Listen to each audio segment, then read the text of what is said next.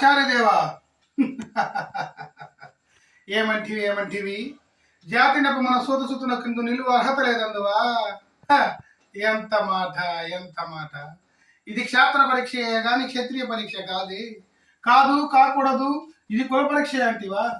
నీ తండ్రి భరద్వాజుని జననం ఎట్టిది, అతి దుపుచ్చాకరమైన నీ సంభవం ఎట్టిది. మట్టి కొండలో పుట్టితివి కదా. నీది ఏ కులము. ఇంత ఏల అశ్వత్పితామహుడు కురుకుల బుద్ధుడైన ఈ శాంతనవుడు శివసముద్రుడు భార్య గంగా గర్భమున జనించలేదా. ఈయనదే కులము. నాదో చెప్పింతువేమయ్యా. మా వంశమునకు మూలపురుషుడైన వశిష్ఠుడు దేవవేశకు ఊర్వశి పుత్రుడు కాడా.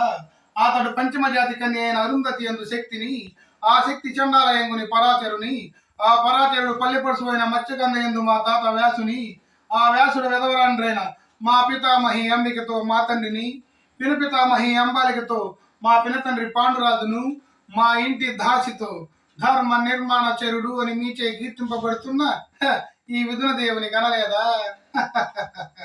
సందర్భవసరములను బట్టి క్షేత్ర విద్య ప్రాధాన్యములతో సంకరమైన మా కురువంశం ఏనాడో కులహీనమైనది కాగా నేడు కులము అను వీర్ధవాదమెందులకు.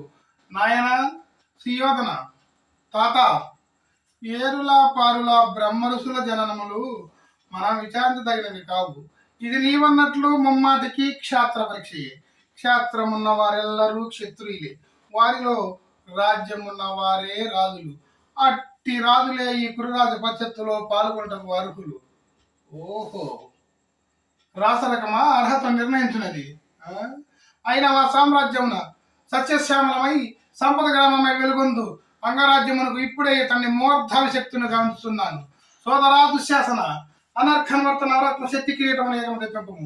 మామా గాంధార్వ సార్వభౌమ సురిశిర మైమణి సువర్ణ సింహాసనం తెప్పింపము. పరిజనులారా, పుణ్య భగీరథి నదీ త్రయరముడు కళ్యాణ భట్టులారా, మంగళ తుర్యారములు సుస్వర్మగా మురోగనిండు. వండి మానితులారా, కర్ణ మహారాజును కైవారం గావింపుడు. పుణ్యాంగరులారా, ఈ రాధాసుకునకు పాలభాగమ కస్తూరి తిలకం తీర్చిదిద్ది బహుజన్మ సుకృత పరిపాలక సౌలభ్య సహజ కవచ వైడూర్య ప్రభాదిత్సోలిక వాంఛలు చెలరాగా వీరగంధ మిజ్జరాల్పుడు.